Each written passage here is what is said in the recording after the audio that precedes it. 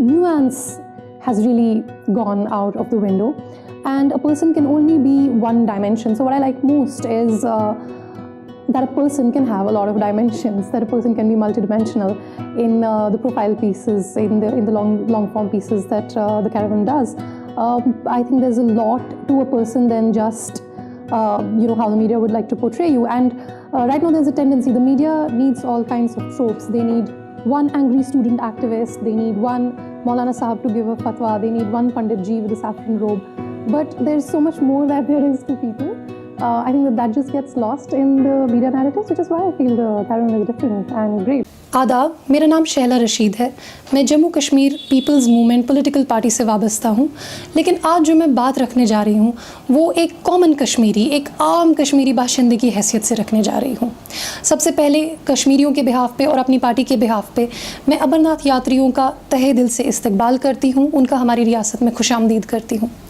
लेकिन हम देखते हैं कि दो तरीके के ऑर्डर यहाँ पे लाए जाते हैं कि जो सिविलियन मूवमेंट को कर्ब करें। एक तो हाईवे पर और दूसरा ट्रेन पर।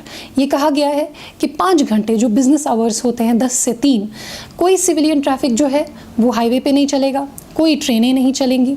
इससे क्या हो रहा है, इससे हमारी ज़िंदगियाँ मुश्किल बन रही हैं। इस तरह से स्टूडेंट्स कॉलेज नहीं पहुँच सकते, जो पेशेंट है वो हस्पताल नहीं पहुंच सकते, जो ट्रेडर्स हैं, जो ताजर हैं, उनका जो सामान है वो उनकी फैक्ट्रियों तक नहीं पहुंच सकता, जो मुलाजिम हैं वो दफ्तर नहीं पहुंच सकते। तो मुझे बताइए कि ये कहाँ का इंसाफ है। हम स्टेट गवर्नमेंट से अपील करते हैं कि ये जो रेस्ट्रिक्शंस हैं इनको जल्द से जल्द हटाया जाए और कोई ऐसा सल्यूशन ढूंढा जाए जिससे यात्रियों को भी प्रॉब्लम नहीं हो। यात्रियों की सेफ्टी भी हमारा कंसर्न है। ऐसा नहीं है कि हम यात्रियों की सेफ्टी के साथ कंसर्न नहीं है, उनकी यात्रा सक्सेसफुल रहे, सेफ रहे, ये हमारा भी प्राइम कंसर्न है। लेकिन हमारा स्टेट गवर्नमेंट से ये अपील है कि कोई ऐसा सोल्यूशन निकाला जाए जिससे लोकल पॉपुलेशन सफ़र ना हो।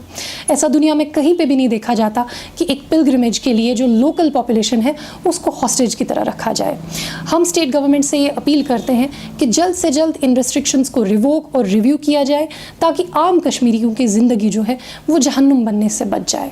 नहीं, देखिए, ये जो प्रोग्राम है ये ओवरऑल डेमोक्रेटिक राइट्स के बारे में बात करने के लिए जो पूरे देश में जो है अभी डेमोक्रेटिक राइट्स पे हमला है। यानी कि उसका कहने का मतलब है कि आपने देखा कि यूएपीए का कानून किस तरह से लाया गया और एनआरसी, तो ये सारे मसलों पे बात हो रही है कि अभी की जो गवर्नमेंट है वो कैसे पूरा जो इंडिया का जो कैरेक्टर है उसको ट्रांसफॉर्म कर रही है। यानी कि एक ऐसी स्टेट जो ह्यूमन राइट्स को नहीं रिस्पेक्ट करेगी, लोगों के पॉलिटिकल राइट्स को नहीं रिस्पेक्ट करेगी, एक ऐसे स्टेट का निर्माण हो रहा है, एक ऐसे राष्ट्र का निर्माण हो रहा है। तो उसके बारे में कंसर्न्स जो है सारे एक्टिविस्ट्स यहाँ पे जता रहे हैं और ऑफकोर्स कश्मीर उनमें से एक है।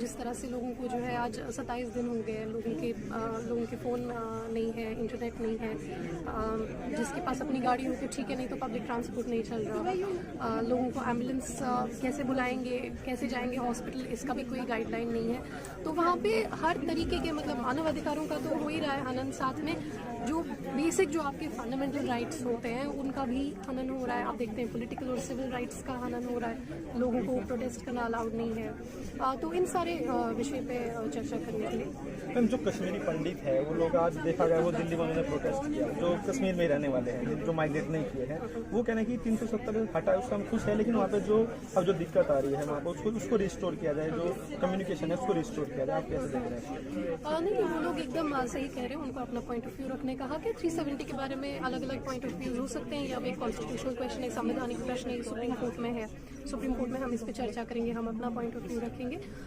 लेकिन वो एकदम सही कह रहे हैं कि जिस तरह से लोगों को एकदम कैद कर दिया गया है ये तो बिल्कुल ही गलत है। हम लोग इन्फॉर्मेशन एज की बात करते हैं, डिजिटल एज की, हमारे प्राइम मिनिस्टर डिजिटल इंडिया की बात करते हैं और इस तरह से एक पूरी पॉपुलेशन को जो है केज कर दिया गया। अब बात ये है कि लोगों में कितना ज़्यादा गुस्सा होगा जब आप इंटरनेट खोलेंगे, जब आप कर्फ्यू जब हटेगा, तब लोग क्या करेंगे। लोगों में ये गुस्सा कभी ठीक हो सकता है या नहीं। ये जो जनरेशन है जिसने इस तरह का जुल्म देखा है वो कभी इसको एक्सेप्ट नहीं कर पाएगी।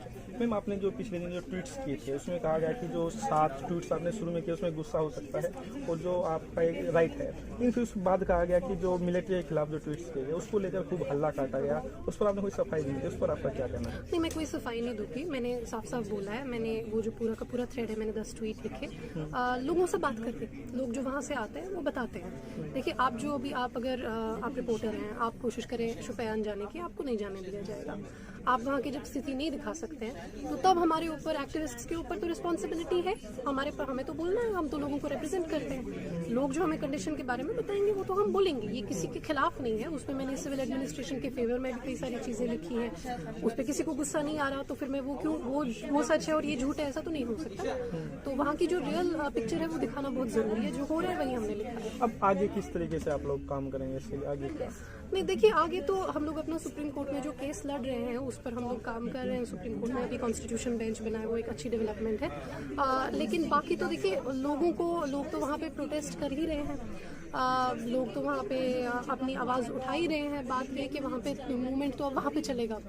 अब तो हमारे लिए, क्योंकि हम कोई अकेले लोगों के रिप्रेजेंटेटिव नहीं है, एनसी के लीडर बंद है, पीडीपी के लीडर बंद है, कांग्रेस के लीडर बंद है, जो वहाँ पे जो सेपरेटिस्ट लीडरशिप है वो बंद है। तो हम तो अकेले लीडर नहीं है कि हम लीड करेंगे, हम तो अकेले लोगों के रिप्रेजेंटेटिव्स नहीं हैं। डेमोक्रेसी में आपके पास बहुत रिप्रेजेंटेटिव होते हैं, कोई एक रिप्रेजेंटेटिव नहीं होता। तो उसी तरह से हम लोग अकेले क्या कर सकते हैं जब सभी लीडर्स बंद रहेंगे। तो जब सभी लीडर्स को छोड़ा जाएगा तब आगे मूवमेंट चल सकती है। अभी एक आखिरी सवाल ले रहा हूँ, एनआरसी को लेकर आप किस तरह से, आज जो है एनआरसी का जो लिस्ट जारी किया 19 लाख लोगों को बाहर किया गया, आप किस तरह से देख रहे हैं? देखिए, ये एकदम एक कम्युनल तरीके से गवर्नमेंट जो है इस चीज़ को इम्प्लीमेंट कर रही है। लोगों को जो है उनकी रिलीजियस आइडेंटिटी के बेसिस पर उनको क्वेश्चन किया जा रहा है। और जो बांग्ला स्पीकिंग मुस्लिम है, असम में बहुत सारे ऐसे लोग हैं जो बांग्ला बोलते हैं, जो मुसलमान हैं। वो ज़रूरी नहीं है कि बांग्लादेशी है, ये बांग्लादेशी जो शॉर्ट हैंड बन गया है, ये जो ऐसा तो नहीं हो सकता कि 19 लाख बांग्लादेशी यहाँ पे आके रह रहे हैं। ये तो अजीब बात कर रही है। 19 लाख लोगों को आज ये किया गया है,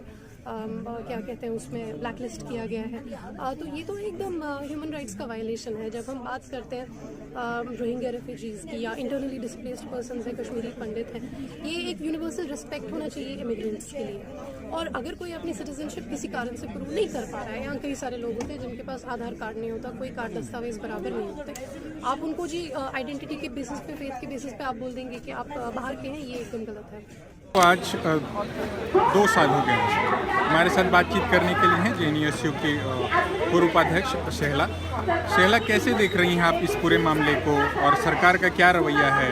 और हाई कोर्ट में जिस तरीके से इस मामले में क्लोजर रिपोर्ट, तो आगे फिर छात्र संगठनों की क्या योजना है? देखिए, अभी तो नजीब की फैमिली जो है, नजीब की मदर जो है, उन्होंने यही कहा है कि वो सुप्रीम कोर्ट में जाएंगे। लेकिन छात्रों को तो अपनी आवाज़ उठाते रहना पड़ेगा। छात्रों की तरफ से तो यही हो सकता है कि मूवमेंट हो, और नजीब की जो मदर है, जो इस मूवमेंट को आगे ले जा रही है, जो इसको लीड कर रही है, उनका सपोर्ट करें। क्योंकि हम लोग तो अभी भी यही मानते हैं कि नजीब जेएनयू का स्टूडेंट है। कई लोग कहते हैं कि नजीब जेएनयू का स्टूडेंट था, हम लोग ऐसे नहीं मानते। नजीब जेएनयू का स्टूडेंट है, क्योंकि इस तरह से तो देखिए, जब कोई मिसिंग होता है तो आप उनको एज अ जीवित व्यक्ति जो है उनको कंसिडर करते हैं, आप उनको ऐसे नहीं कंसिडर करते हैं कि वो था। हमारे लिए नजीब अभी भी ज़िंदा है, नजीब की मदर के लिए वो अभी भी ज़िंदा है। और हम लोग तो यही चाहते हैं कि कोई इस तरह की इन्वेस्टिगेटिंग एजेंसी बने, मान लीजिए SIT अगर सुप्रीम कोर्ट अपॉइंट कर सकता है, जो फेयर तरीके से इसकी जांच कर सके। दिल्ली पुलिस बायस्ड है, CBI बायस्ड है। सबसे पहली चीज़ जो इसमें होनी पड़ेगी, मतलब इसमें इस केस में, वो ये होगा कि जो 9 लड़के जिन्होंने नजीब को असॉल्ट किया, उनको धमकाया, उनको गायब करने की धमकी दी, उनको अरेस्ट किया जाए, उनकी शिनाख्त हो, उनको जो है कस्टोडियल इंट्रोगेशन हो उनका, तब जाके वो जो है कुछ सच उगलेंगे। जब तक वो नहीं होगा तब तक बाकी सब कुछ जो है, जो बंद लिफाफे में CBI, दिल्ली पुलिस रिपोर्ट देती रहती है, वो सब बकवास है। तो जैसे जेएनयू के भीतर जो एक इंटरनल कमेटी गठित हुई थी, उसमें तो उन लोगों को अलग अलग तरीके से कहीं ना कहीं उनकी भूमिका पाई भी गई, मगर जो बाकी ये सारी एजेंसीज ने जो जांच करके रिपोर्ट सौंपी, उसमें तो वो लोग उन्हें बरी कर रहे हैं। तो इस पर आप लोग, देखिए, आप अगर अभी देखेंगे तो जो अशोक डिमरी जी हैं, जो उस वक्त प्रॉक्टर थे, तो उन्होंने साफ साफ कहा है कि वाइस चांसलर ने जो है उनको, मतलब एक सबसे जिसको कह सकते हैं आप, धोखा किया उनके साथ में, उन्होंने गलत चीज़ की। उन्होंने तो साफ साफ ये कहा था कि जिन्होंने नजीब को पीटा है उनके साथ में कार्रवाई हो, उनको जो है उनकी पूछताछ हो। उन्होंने तो साफ साफ ये कहा था अपनी रिपोर्ट में, लेकिन उनकी रिपोर्ट को डाइल्यूट किया गया था, ऊपर से दबाव बन के जो है वो रिपोर्ट ही चेंज की गई थी। तो उन्होंने तो भी ओपनली प्रेस में आके कहा है। Shall I tell us what exactly is happening with this rally? Because at 10:45 PM last night, the DCP of New Delhi tweeted that no permission has been given for this rally. Are you breaking the law by holding this protest here? See, first of all, the DCP was quoting the NJT order, which doesn't apply to Parliament Street, which applies only to Jantar Mantar. So clearly, he's misleading people. The thing is, we had met the police twice, and the police have asked us to go ahead. However, the thing is, two things have been happening. A, the police has been under tremendous pressure from RSS. As you can see at the near the Patel Chowk, there are posters against Jignesh Mevani by the RSS. I mean, we didn't have the funds to put posters of Jignesh Mevani, but RSS has put posters against Jignesh Mevani. So there is that. So they are continuously pressuring the police to cancel the rally. The second thing is, media have been continuously probing the DCP, permission hai, permission nahi hai, permission hai. We never seek permission. The last time also when the JNU rally happened here, we did not seek permission, and we are doing everything in a democratic manner, and it should be allowed. If it's not allowed, then that's a very bad sign for democracy, because this is the national capital. People from all over India have come here to hear Jignesh, and it's in the interest of democracy that they allow this rally.